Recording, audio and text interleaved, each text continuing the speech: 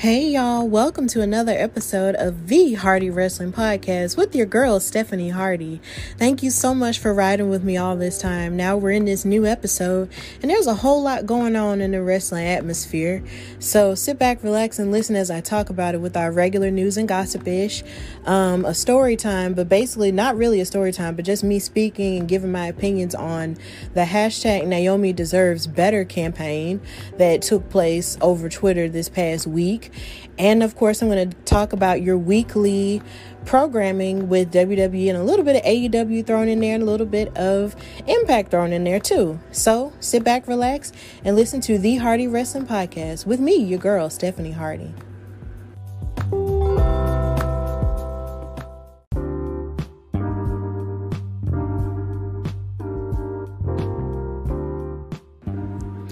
Okay, so in news and gossip-ish, we're going to start by talking about something that I thought was kind of blurring the lines between real and fake. You had Adam Cole get into a verbal argument or kerfuffle with Pat McAfee. If you may or may not know, Pat McAfee was basically kind of like a partner with WWE in the sense that sometimes he'll do pre-shows for NXT takeovers at times, but since the pandemic has started, they haven't really been doing that many of those going forward. So it's just lately he has his own show called the Pat McAfee Show, more of like a podcast kind of sports interview type of deal. And he had Adam Cole on, and as you know, we haven't really seen much of Adam Cole since he lost his NXT title to Keith Lee, who was also the NXT North American champion, but we'll get into that later. And basically, from what I heard from the entire interview, it seemed as if Pat McAfee just kept digging at him with all kinds of insults and everything, talking about how he wasn't that good of a wrestler and how he wasn't that great of a champion, even though he was basically the longest reigning NXT champion of all time. And he kept bringing up the fact that Adam Cole would always use the Undisputed Era members, that's Kyle O'Reilly, Bobby Fish, and Roderick Strong, to cheat or whatever. But Adam Cole got to a point where it just came to like a boiling point near the end of the interview, and he just went absolutely off and basically said, "F you, you don't know what you're talking about. Like, I'm that good of a wrestler," and all this other stuff. Like, it just felt like Pat McAfee is really like an antagonizer in this interview throughout, and Adam Cole had just had enough of it, and so he had gotten in his face and yelled at him and then said "F you," and then basically just knocked some people over, pushed some people out of the way, and walked out. But what's so funny is Pat McAfee was like, "What did I do? How did it get this bad?" And everybody's like, "I don't know. You weren't that bad." But these are people who are basically working for Pat McAfee, behind the scenes, telling him that he wasn't that bad, but in actuality he was, because he had been antagonizing Adam Cole the entire interview. So hey, who knows? Maybe it's real, maybe it's not. We'll see. But it was crazy. Also, this past week, we had multiple debuts from former WWE superstars on Impact Wrestling's pay-per-view called Slammiversary. And then we also had a debut on Game Changer Wrestling just yesterday. Yesterday, we had Lio Rush basically debuted on Game Changers Wrestling, which seemed like it was more of an independent promotion, but he was beating up on, I believe, Joey Janela. He beat up on him, and he was dressed up in like this dark suit with a black mask. And then when he revealed it to be him by taking the mask off, everybody was basically freaking out. So now Lio Rush basically hasn't completely retired from wrestling like he said he was. So he is wrestling just on the independent circuit now, since he was, let go due to the pandemic and its mass firings that WWE did. And he also has he has an album out called The Final Match, because he's also a rapper as well. So if you have a mind to check that out, please do. And also on Slammiversary, which is a very important pay-per-view with the Impact Wrestling brand, they had so many former WWE superstars appear on their show. One of them was Heath Slater, who had just made an impromptu not really, I don't want to say an impromptu, but he made an appearance on WWE in an angle with Drew McIntyre, who used to be his partner with the three-man band with Jinder Mahal. And Jinder Mahal is out, and what's so funny is everybody thought there was going to be some cool fulfilling prophecy where all of the members of 3MB would, basically rehab themselves, get buff, come back, and then win a title. But sadly, Heath wasn't a part of that, aspect, because he also got let go with the mass firings a couple of months ago. But after he made his final appearance on WWE television wearing his free agent t-shirt, he made his debut on Slammiversary, and now he's just known as Heath. But I think it's great to see him because it feels like during this pandemic, after he got fired, he was working out and he was making himself better and sharpening his skills as a wrestler and stuff like that.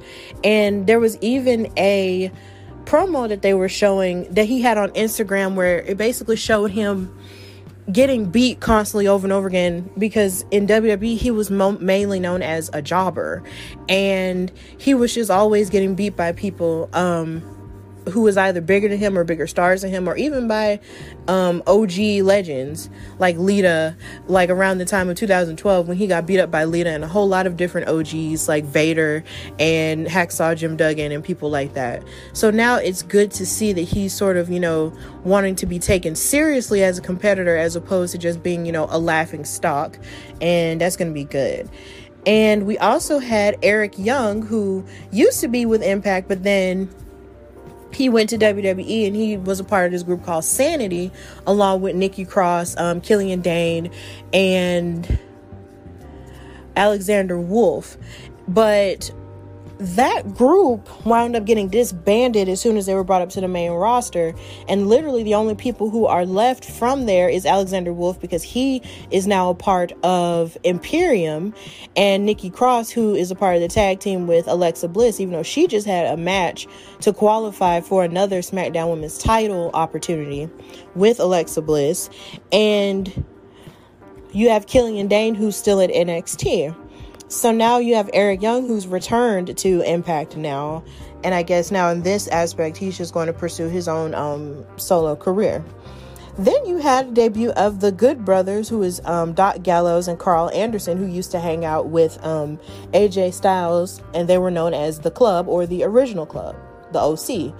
And it's great to see them there too, because they were let go. And the last time anybody saw them on WWE television, it was the angle with AJ Styles versus The Undertaker with that Boneyard match.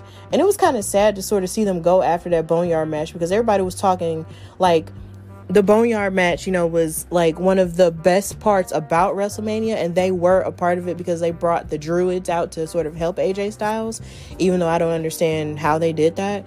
But it was sad to sort of see them go after that and not really see them enjoy the fruit of that labor. But I guess now they'll probably do better at Impact, which is basically, good for them. And also, we had the debut of EC3 at Slammiversary. Now, he was a top star at Impact Wrestling. In fact, I believe he went as far as to winning a couple of championships with them, even probably their main championship. And then he wound up going to NXT, and he didn't really have a run as a champion there in NXT, but he was able to still sort of make a name for himself in the sense, that everybody was excited for him and excited for his future. Then he got brought up to the main roster, and he wrestled maybe a few matches, and what the rumor is that he made like a couple of mistakes in one match, I believe against the former Dean Ambrose, who's now Jon Moxley at AEW. But he was never put on in terms of a match. Like, he was never put in any like meaningful angles on the show. Like, it was a point where people were joking about him sitting in the back, just drinking juice and just eating, from catering and not doing anything. And it was really sad that someone of his potential was just sort of left behind and not doing anything. So I guess now that he's back at his home in Impact Wrestling, he can probably do a whole lot more than people gave him, than he was able to do in WWE. And I'm really happy for that. And also, we had Deonna Purrazzo, who used to be at NXT, who I believe made her debut in a Mae Young Classic. She went on to win the Knockouts Championship. So, congrats to her. And it was just really cool to see all of these people, sort of make a name for themselves, after they've either been let go or they just left of their own volition. So good luck to all of them. Also in news and gossip, we have the return of Sammy Guevara to AEW. He returned this past Wednesday, to a lot of, I guess, people's happiness, as you could say, because he was indeed suspended for a period of time. And even though they said it was due to rehab reasons or whatever, we all kind of know now that due to the speaking out, trend on Twitter, he was exposed as having made really gross comments about Sasha Banks, who, is the GOAT of women wrestlers. And because he came out and said, those nasty things on a podcast, and it was revealed that he did that, they removed him from television for like a while, and now he's back. And then since then, him and Sasha Banks did indeed have a conversation that about what he said. And if you want to see what he said, you can Google it, because I'm not repeating it here. But basically they had a discussion, and he apologized and realized, the error of his ways, and hopefully he'll never say anything like that about a woman again. So he's back on television, and that's good. So yeah, let's just hope he's learned from his mistakes. And also in news and gossip-ish, there was a video trending around on Twitter of Taz, who used to be a wrestler and a commentator for WWE, along with Jim Ross, the OG of commentators, and Excalibur, a wrestler who also serves as a commentator on AEW. All three of them, they were throwing mad shade at NXT, basically talking about how no one would ever want to watch NXT because AEW is the better choice and there is no other choice, involved with that. And it just sounded like they were coming off very angrily about it. And I think what saddens me about AEW as a whole is just the fact that instead of really focusing on their product and polishing the things that can help them be better as a promotion that's still very new, all they ever do is sort of focus on what WWE is doing and trying to, take shots at them over and over again from the jump. Like literally from their first pay-per-view, Cody, who I love as a competitor, and I definitely respect his lineage in terms of Dusty Rhodes and Goldust. In their first pay-per-view, he literally had a throne made like Triple H's thrones that he uses for certain WrestleManias, and took a sledgehammer to it and broke it. And it just seems like for everything that WWE, does, it just seems like AEW always has something to say about it. Like they always have shade to throw at them on their show. And my thing is, I feel like where some promotions sort of go wrong with, it's just the fact that they like to talk about how much better they are. And I understand there's a level of competition that can be expected because, of course, your show is on opposite NXT. But at the same point in rate, how are you going to ever focus on getting your ratings up or, trying to be different than the larger promotion if all you're doing is focusing on what they're doing? And what's so funny is WWE isn't focused on anything that AEW is doing. They've only mentioned AEW one time since AEW has started. And that was when Sami Zayn mentioned him on an episode of Raw. And that was last year. One time. And they have yet to mention them, not at all. Like WWE is one of the perfect examples of how you need to just focus on your lane and to just not worry about competing with others. And even though I know it's hard in this social media age, because it's something that even I struggle with, you have to sort of get tunnel vision on what your mission is and sort of focus on you and what you're doing. And if AEW is just going to continue to try to throw barbs at them and even do merchandise for Chris Jericho that throws shade at WWE in terms of the demo and in terms of ratings and all that, then they might not survive if that's all they're going to focus on. If all they're doing is focusing on hate and just obtaining superstars and then talking about and have them talk about how, they weren't happy there and all this other stuff, then they're not going to last. And that's just my 2 cents on that. Like, I feel like AEW has so much potential to be better than what it is, but they can't focus on what that potential is and what makes them special if all they're doing is throwing shade at WWE. And that's just how I feel about it. Now that we're finished with that news and gossipers segment, we're going to talk about how Naomi trended on Twitter this week, different reactions to it, what Booker T said about it, and basically how I feel about it. So stay tuned.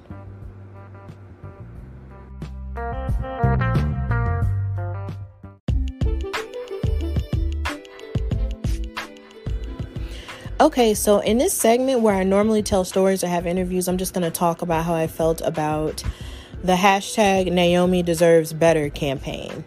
So 3 weeks ago, Naomi showed up on television for like the first time in like forever, and they had a karaoke showdown. And it was hosted by Jey Uso, and it was between Lacey Evans, Dana Brooke, Naomi, and Tamina. Now, I love karaoke as much as the next person because I love to sing as well. And it was pretty enjoyable and cute in the sense that they had a lot of, dancing and a lot of, crazy stuff going on with them singing WWE theme songs, which I also enjoy as well. And of course, Naomi got on there dressed in beautiful neon clothes with her natural hair and did the Dusty Rhodes theme song. And Lacey Evans got mad at her and basically like beat her up, because she got mad that Naomi won. Even though, mind you, Jey Uso probably was being a little bit biased because that's his sister-in-law. But then before that, even before the karaoke showdown, I think Naomi was trying to, have fun with Lacey Evans, and Lacey just took it way too seriously.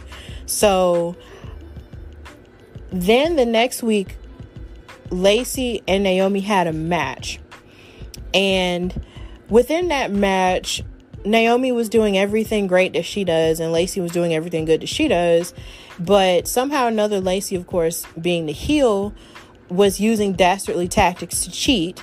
And she basically used Naomi's hair to, she tied Naomi's hair into kind of like a knot on the ring ropes. And then once Naomi got it untied, Lacey hit her with the woman's right, and then she lost that match. And I think it was a groundswell of people on Twitter after that match happened that started tweeting hashtag Naomi Deserves Better. And it trended for like this entire week, even through Extreme Rules, even through Raw and SmackDown and all of the above. And even leading up to this Friday. And it led to people talking about whether or not she deserves better, whether or not she should have more opportunities for titles or whatever, and also leading to a discussion as to how Black wrestlers, women and men alike, are treated in their respective promotions.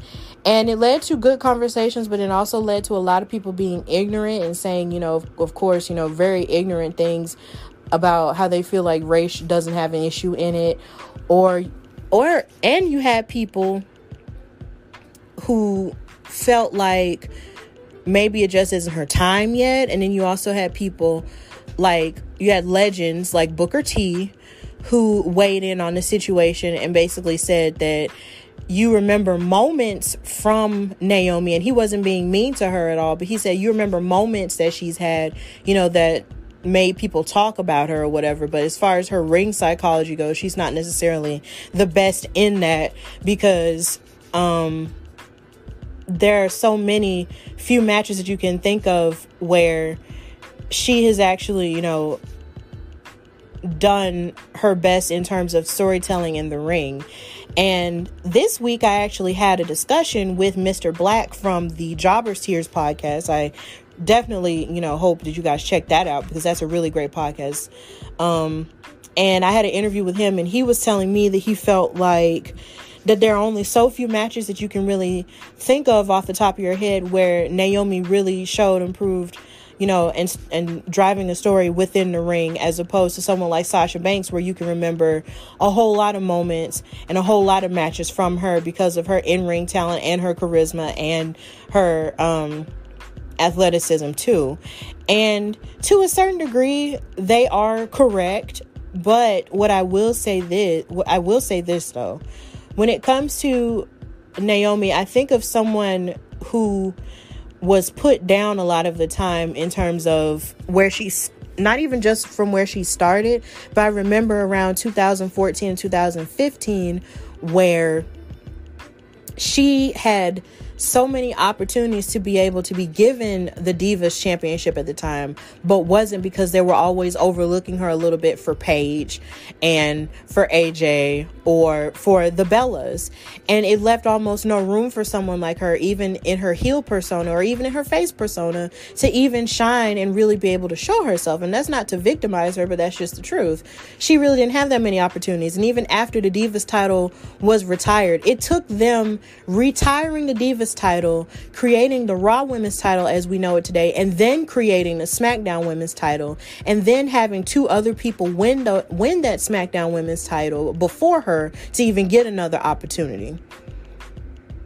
I think that is the issue, is the fact that when it comes to black wrestlers, and I feel this way about her, and I also felt this way about Kofi before he got his time to shine, it takes way longer for incredibly talented black wrestlers to get opportunities.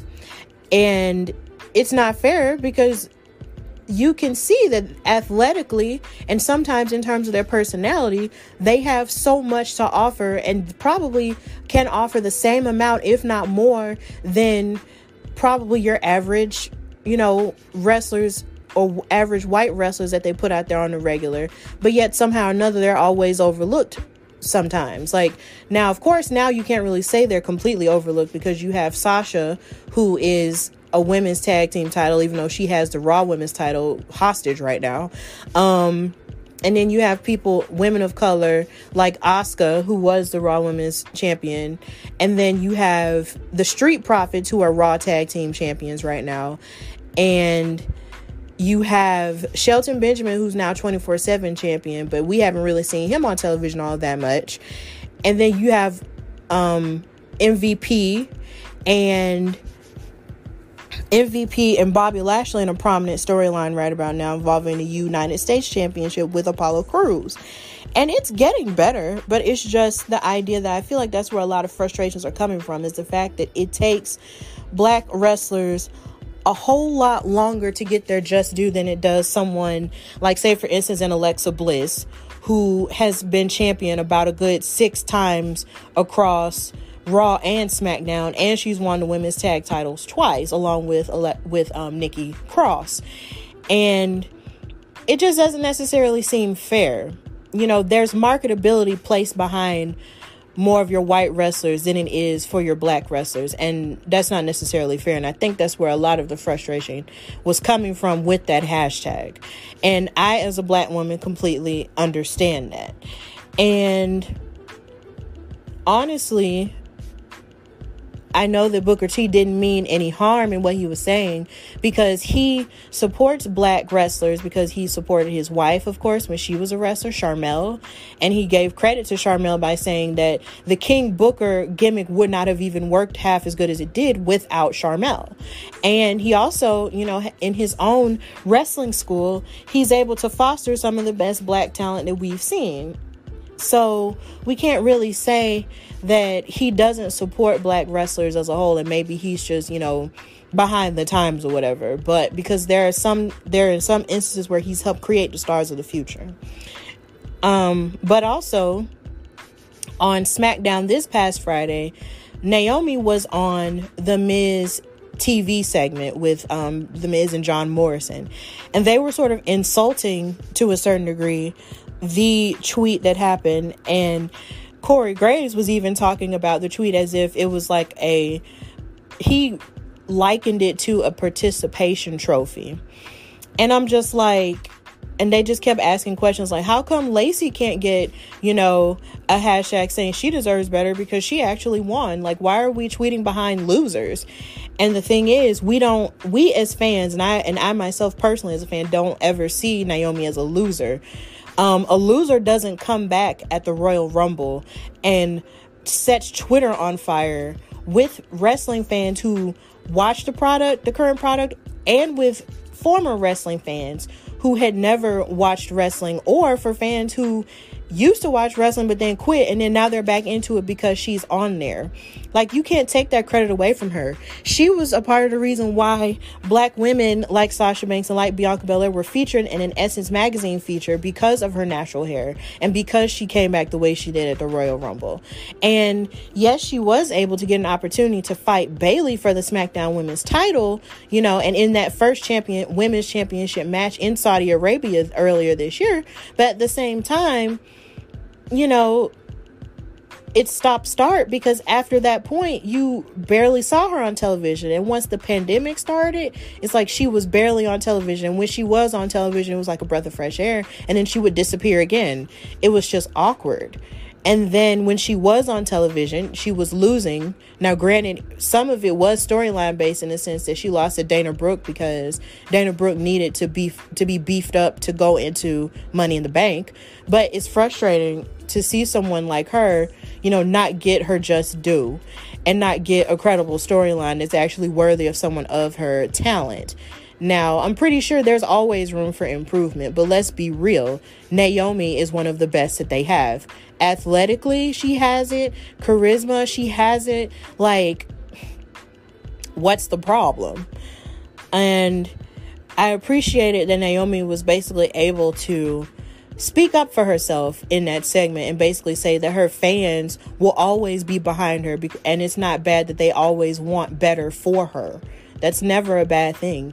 And I think what irritated me about that segment was the fact that you had Miz and Morrison saying, "Oh, I'm sorry. Like, I didn't know it was that bad. And maybe, And I think that's what irritated me, because they really sounded like dudes who basically like to second guess a black woman whenever there's something wrong and we say something is wrong. But they'd be like, but is it really that bad though? Yes, it is. But anyway. And then Lacey Evans came out, and then, Naomi basically, you know, beat her up in high heels at that. So we're going to get a match with them next week. And here's hoping that in the future, Naomi can have, you know, a good storyline where she can really show what her prowess is and show what her talents are. And here's hoping that they just don't sweep her up under the rug, you know, for someone who they just think would just speak to a certain demographic of people. Like, don't just sweep her up under the rug simply because she's not Sasha Banks, or simply because she's not, you know, your typical blonde girl. We want different. Give us different. You know, give us opportunity. If SmackDown is a land of opportunity, give Naomi her due. Hashtag Naomi deserves better. Hashtag Black women deserve better in wrestling. Hashtag this is my show. I can say that. And that's the end of this segment.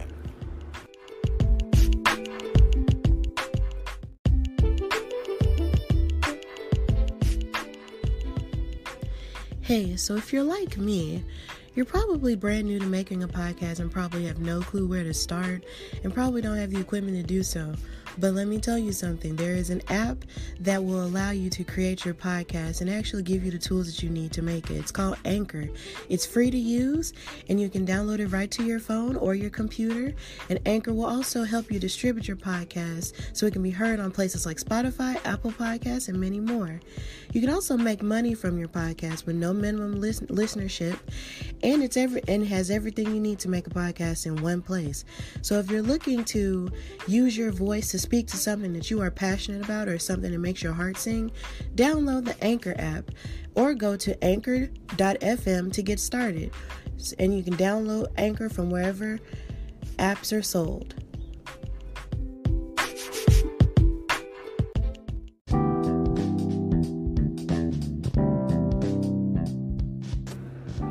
Okay, so now we're going to talk about the weekly shows, and we're going to start with Raw. There was only so much of Raw I saw because my power went out.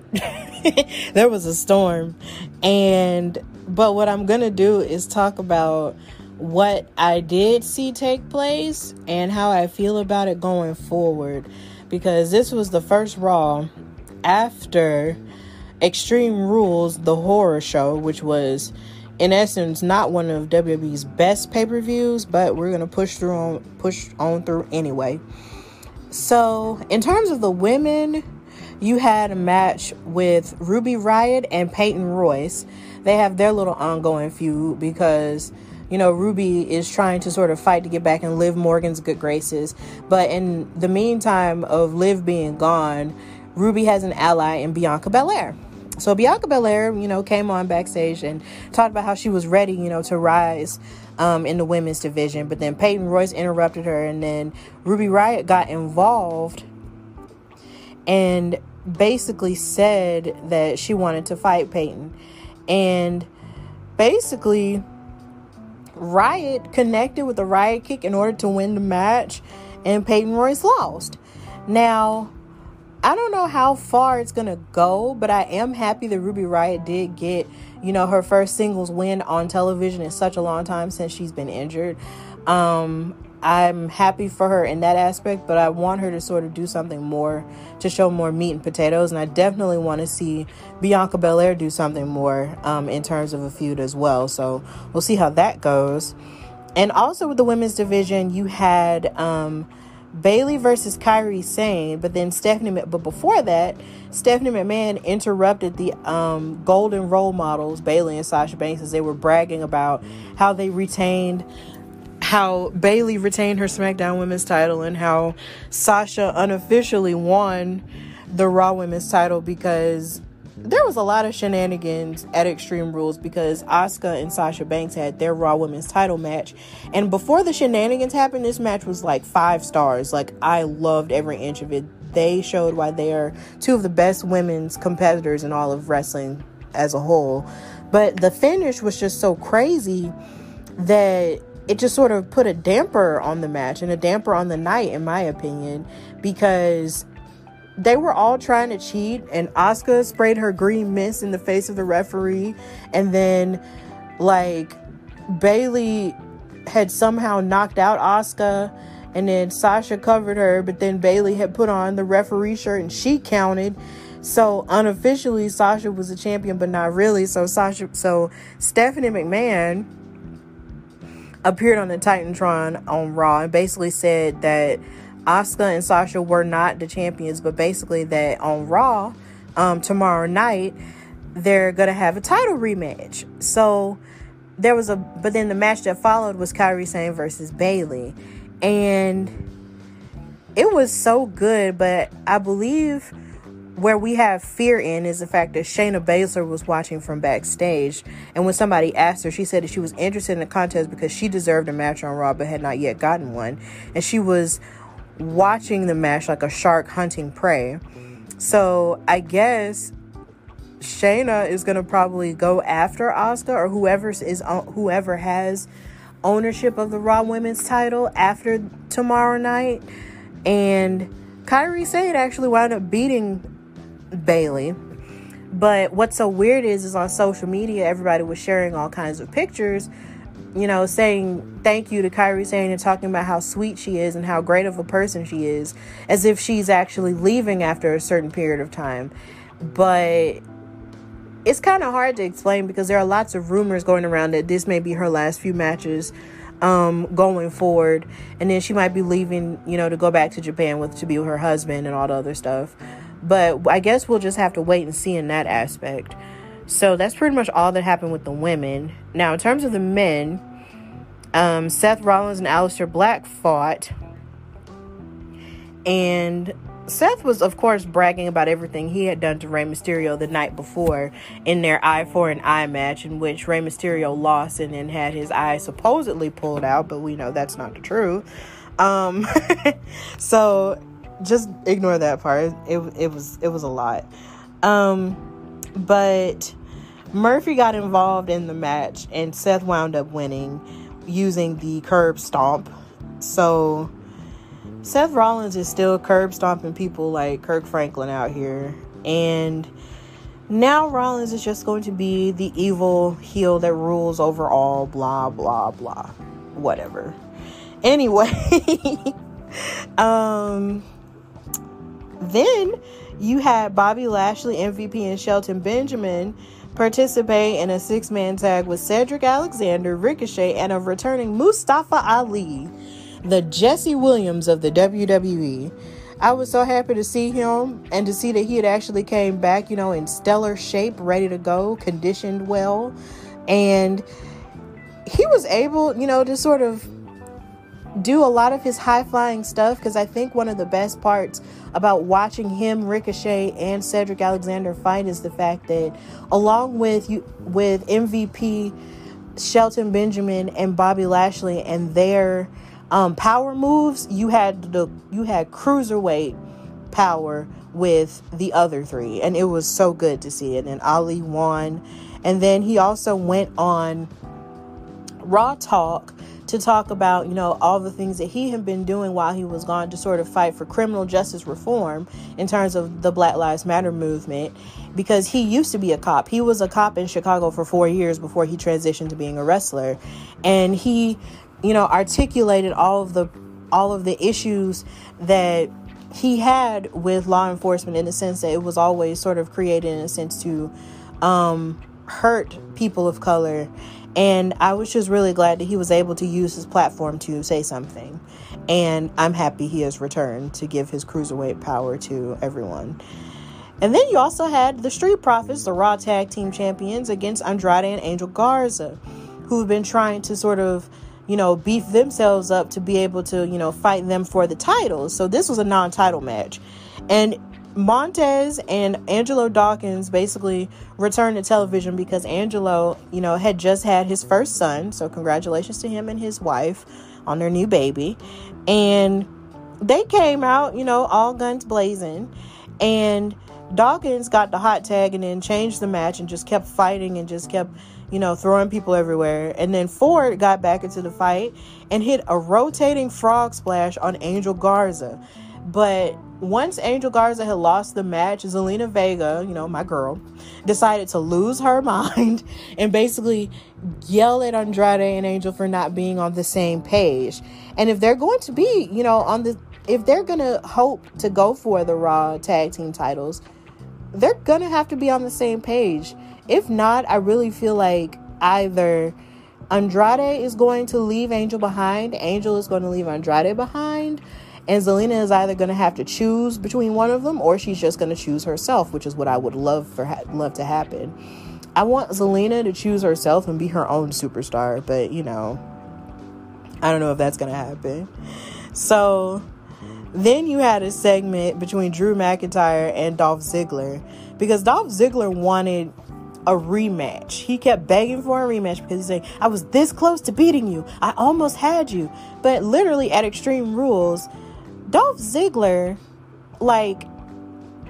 was in charge of making the stipulation for the match, but yet still lost. So how you gonna have the match in your favor and then still lose?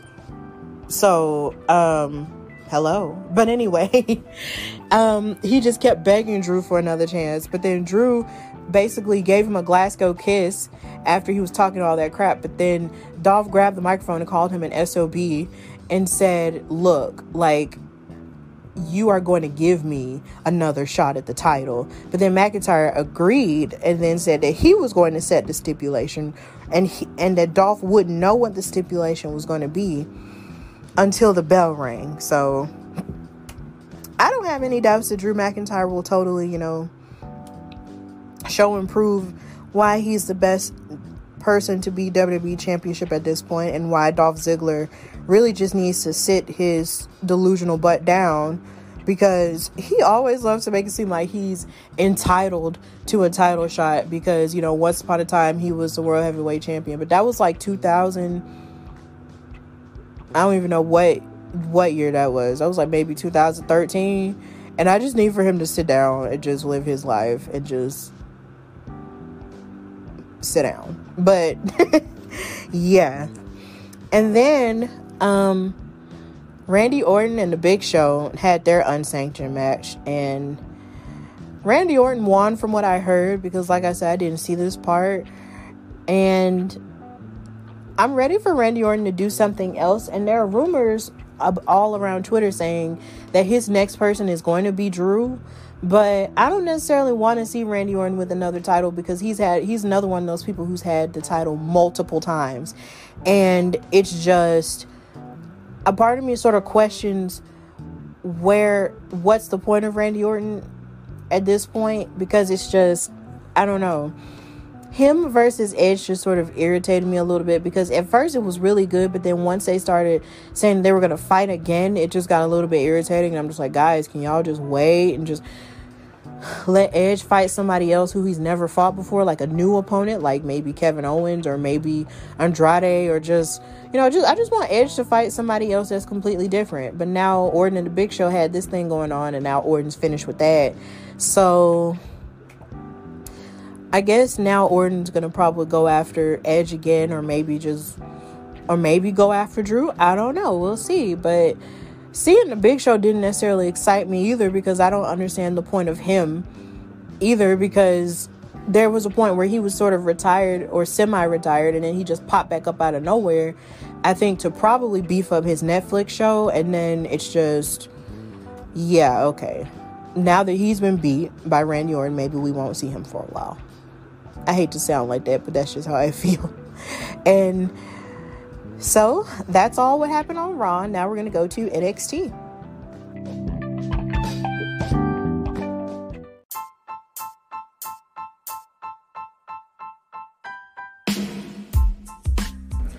All right, so now we're going to go to NXT.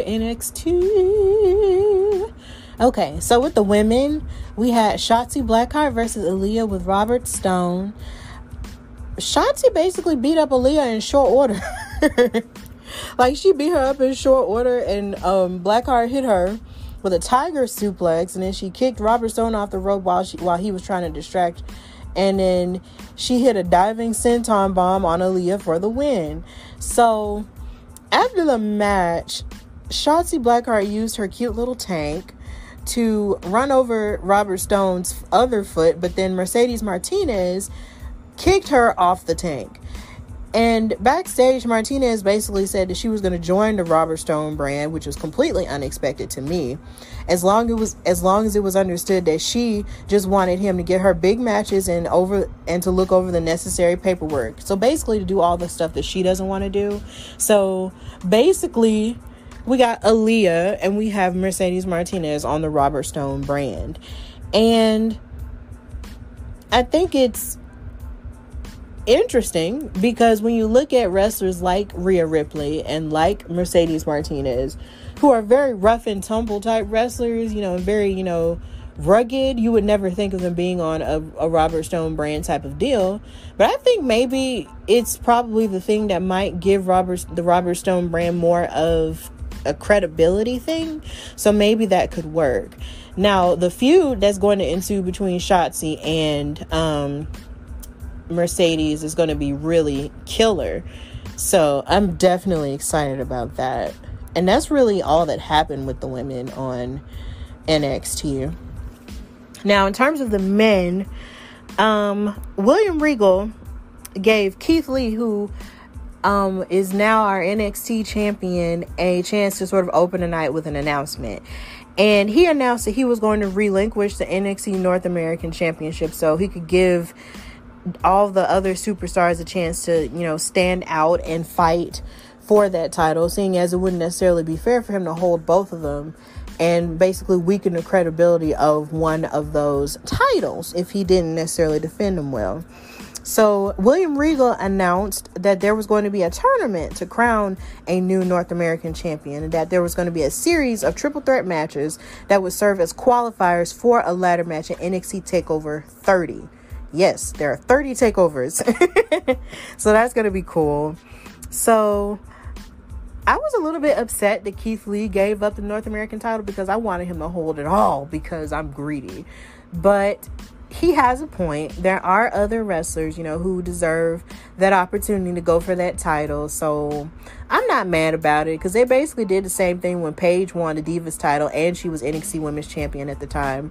And she had to relinquish the NXT Women's title, to give other women a chance to get it. So I'm not mad, but I was kind of like, God dang it, I wanted Keith to hold it all, but it's okay. And later on that night, they actually had a qualifying match, but I'll talk about that later. Dexter Lumis fought Killian Dane, and that match was interesting because Killian Dane is one of those people who they sort of put a new person up against just to sort of beef them up at this point. And it's kind of sad because at first he started off, kind of hot with Sanity, and now he's just there. And basically, Dexter Lumis beat up Killian Dane with a technical knockout. So now Dexter Lumis is just sort of serving as our serial killer realness wrestler. So we don't really know exactly what's coming after this. So there's that. And then we had a tag team match with Breezango and Everrise. And Breezango came out and dressed themselves as Canadian Mounties to basically make fun of Everrise's Canadian ancestry. And Breezango basically beat them. And it's just so strange because Everrise basically had like a rocky start in NXT. And they've also been featured on 205 Live, and they're sort of struggling with the spotlight there too. So they're a really good tag team, but I just think they just need to find something, like maybe a new character or something that will carry them over, into the stratosphere. But we'll see. And then like I mentioned earlier, they had a North American Championship qualifier match between Johnny Gargano, Roderick Strong of the Undisputed Era, and Bronson Reed, our resident thick boy. And backstage, they had a little bit of a kerfuffle, not in the sense that they were fighting, but just they were fussing back and forth. And I thought it was good to see Bronson Reed sort of, stand on his own 2 feet and just sort of, stand up for himself in front of these two former North American champions and say, know what, this is my time because you two have had your opportunity, so let's go. And this match was absolutely fantastic. Bronson Reed showed a lot of his power moves and showed that he was able to, to stand toe-to-toe with Johnny Gargano and Roderick Strong, who are both two of the best technical wrestlers NXT has at this point.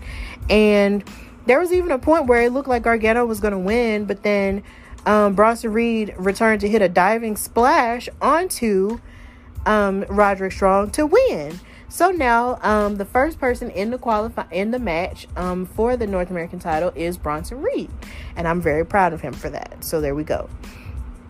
And then we had Oney Lorcan versus Timothy Thatcher, and that was basically your regular technical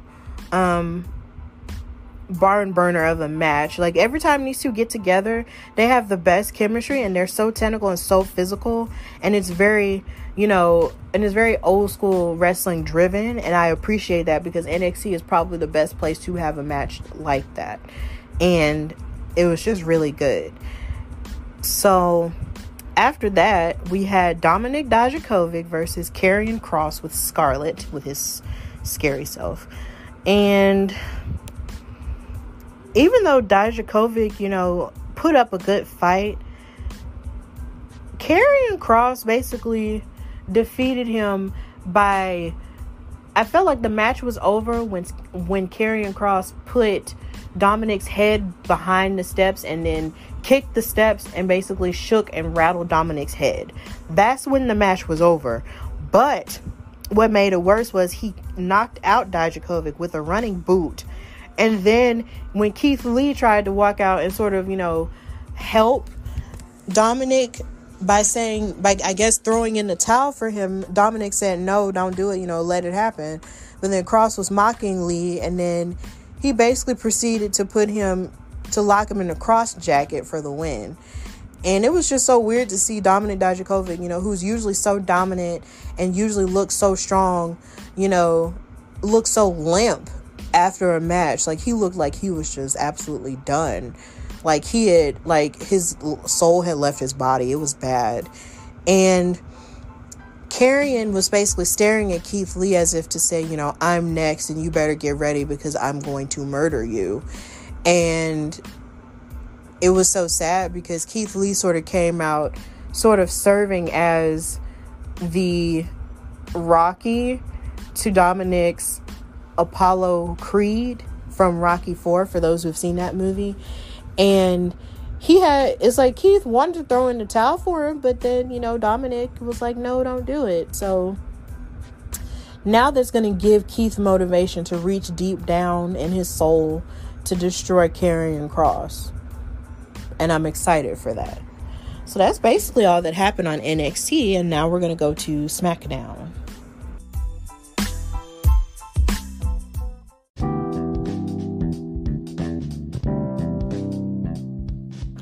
Okay, so now we're going to go on to SmackDown. This episode was lit. I loved it. It was probably one of the best episodes of SmackDown in like weeks. And I don't know if anybody else feels that way, but that's just how I feel.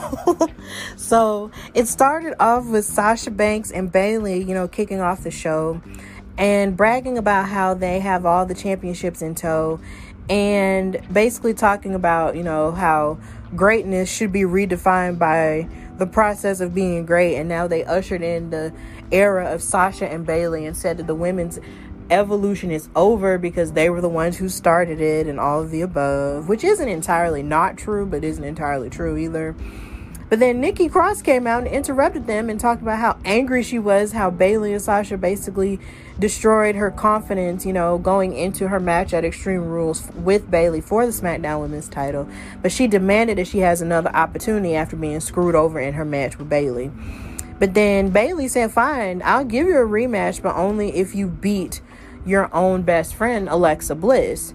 So when Nikki accepted the challenge, Alexa seemed like she was very doubtful about it, but then all the doubt went away once Nikki Cross shoved her and said, come on, we're gonna do this.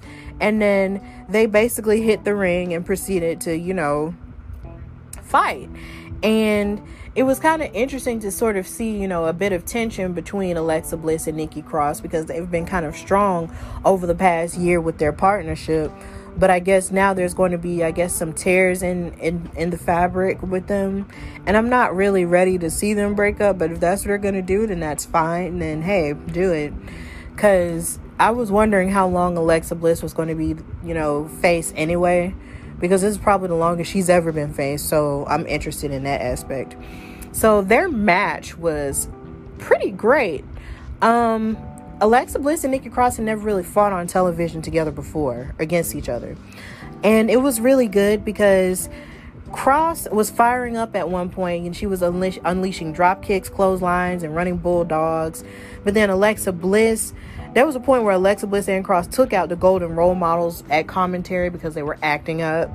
And then there was a point where Alexa was controlling the match because she kept wearing Nikki Cross down with her rib injury that she sustained at Extreme Rules, which was basically calling back to something that she used to do as a heel. But then really a lot of heels do that. They like to, focus on injuries during a match to weaken their opponent. So that was a good move. But then Nikki Cross wound up winning the match. So, but she won it with a roll up. So it was kind of cool to see Nikki Cross sort of be able to go over Alexa Bliss in that way, because Alexa Bliss is such, she has been like a 6-time champion before. So it's just at this point to sort of see Alexa go after the SmackDown Women's title would have been kind of like, oh, here we go again. But I'm glad that Nikki has another chance for the title, and that, their friendship is sustained for now, we'll say. And also in terms of the women, we had the Naomi segment with Miz and Morrison and Lacey Evans, who got the crap beat out of her because Naomi literally beat her up in like these really thigh-high boots in neon colors, and then it made Lacey Evans smear lipstick on her teeth and her face, and it was incredibly hilarious. And I talked about that more in the segment previously where I talked about the Naomi deserves better hashtag. So there was that aspect of it that I thought was really cool. And that's really all that happened with the women. And now we're going to go to the men, where Matt Riddle beat Tony Nese, who was a former cruiserweight champion, with the bro Derek. But then after he beat him, King Corbin came out there and basically talked about how he doesn't belong on SmackDown and how lame he is or whatever. But actually, But then King Corbin was talking about how he was going to do like a king's ransom to basically pay any wrestler who takes Matt Riddle out. And then Tony Nese tried to sneak him from behind, but it didn't work. So this is going to be interesting because I guess they're going to prolong the amount of time that it's going to take for Matt Riddle to actually get his hands on King Corbin. And quite frankly, I'm just ready for Baron Corbin to not be king anymore, because it's just kind of like annoying. And it makes me sort of wish they would have like an annual King of the Ring tournament, so the king wouldn't just be like one person, like say every 2 years. So we'll see what happens with that. Then we had a fatal 4-way match for the number 1 contendership to the Intercontinental title, which is being held by AJ Styles. And it was a fatal 4-way between Shorty G, Drew Gulak, Gran Metalik, and Lince Dorado of Lucha House Party.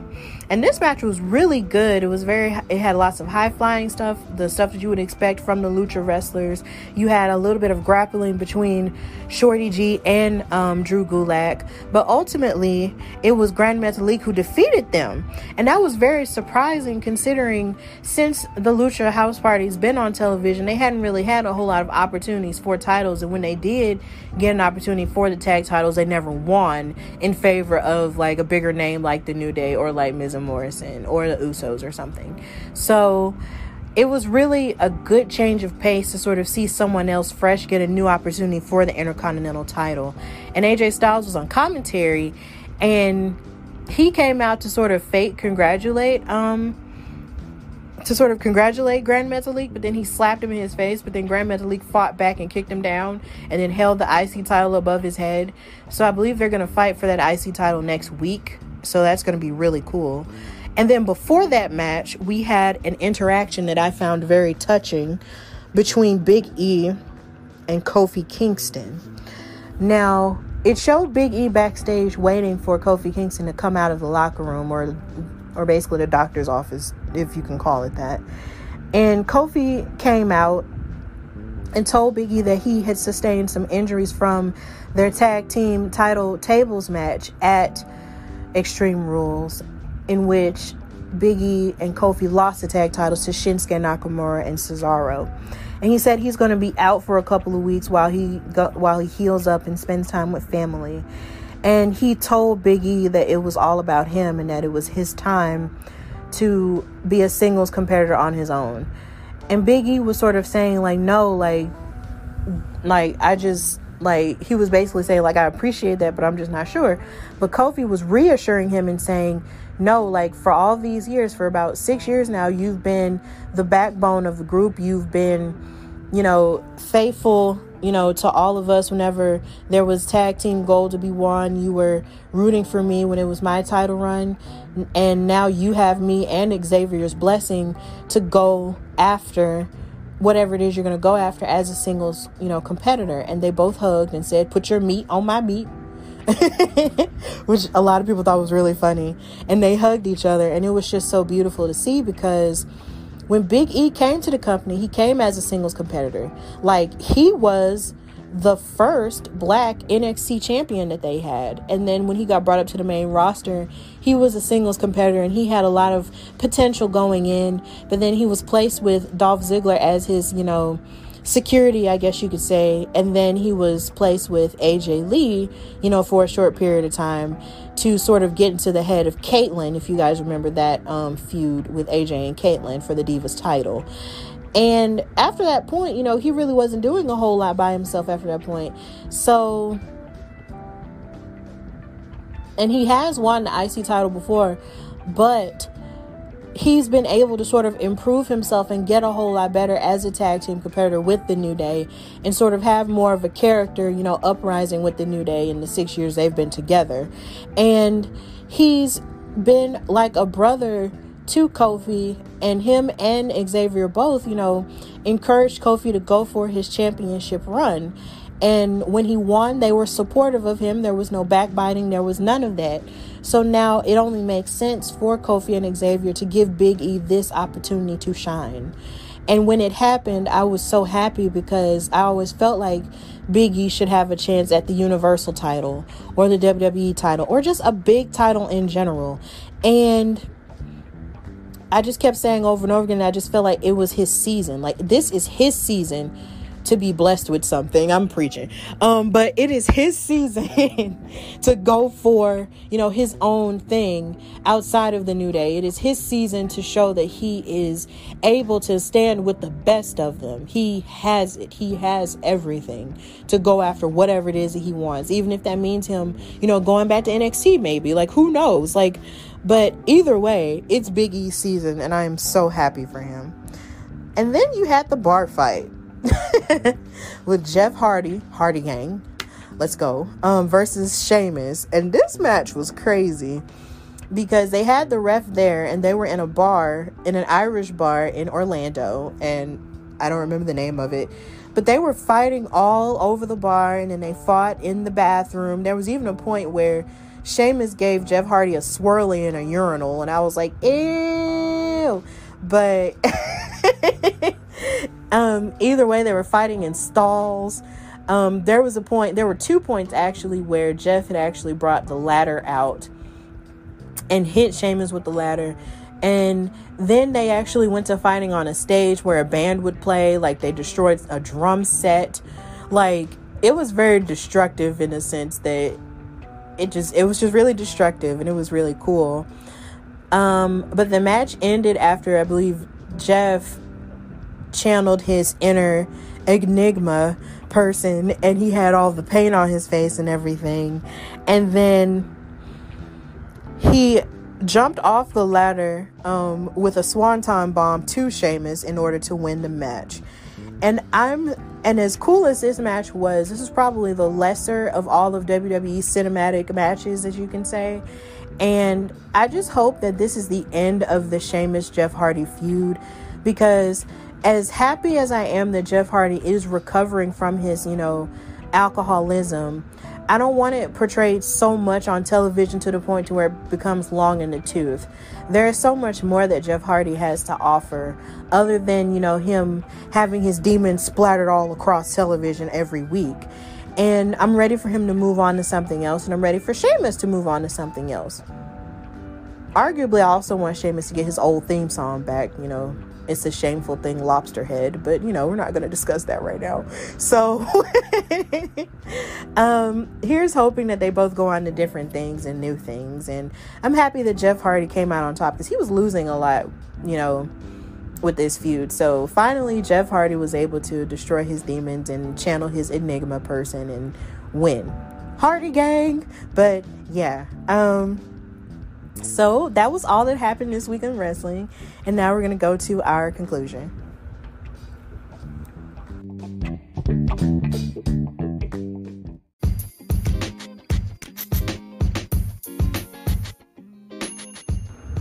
All right. Thank you so much for listening to this new episode of the Hardy Wrestling Podcast. There are so many announcements that I have. One of them being that next week I'm going to have my 20th episode. Whoop, whoop. And I'm going to have a really special guest. I'm going to have my boyfriend on the show, Najaquin McCoy, because this week is the week of our 8th anniversary together as a couple. So I'm going to have him on to talk about his wrestling story. And it's going to be really cool because wrestling is the reason why he and I are basically together. So it's going to be cool to sort of listen to him and hear what he has to say about the wrestling landscape now and how it's changed since we got together. And another announcement, I am now selling Hardy Wrestling Podcast t-shirts for pre-order. I just want to give a shout out to Demetria, who I go to church with. She has this amazing t-shirt company called Restoration Tees, and she and I are working together to sort of create these t-shirts, for people to wear. The t-shirts that I have the show's motto on there, which I'm going to start using from now on more. And the motto of my show is chill, positive, and passionate. And that's on the front. And then on the back, we have the Hardy Wrestling Podcast acronym. And the t-shirts are available in black and white. And they're available for pre-order. for $20. So if you want to buy some, don't hesitate to message me on Facebook or message me on Twitter if you're interested in ordering some. They're in all sizes. So please, support the t-shirts, and if you want, other products, like say maybe suggest, like if you have any suggestions for any other products I could possibly sell, do that. I'm just starting this. This is brand new. I'm still learning. So just give me a minute to figure it out. But yes, my Hardy Wrestling Podcast t-shirts are available for pre-order for $20. Please support me in that aspect. And I just want to thank you guys for hanging on to me for so very long and for listening to this show for as long as you have. And I hope and pray that I continue to give a chill, positive, and passionate space for you to talk about wrestling and for you to sort of share with your friends and family about this show and for it to continue to grow, as I'm growing and as you're growing. And I hope you're being safe, and I hope you're being cool, because it is hot. And I just hope that you're living your best life and making your voice heard on different issues and just doing the very best that you can out here, because that's all anyone can do at this point. So again, thank you for listening to your favorite chill, positive, and passionate Hardy Wrestling Podcast with me, your girl, Stephanie Hardy. And until next week, bye y'all.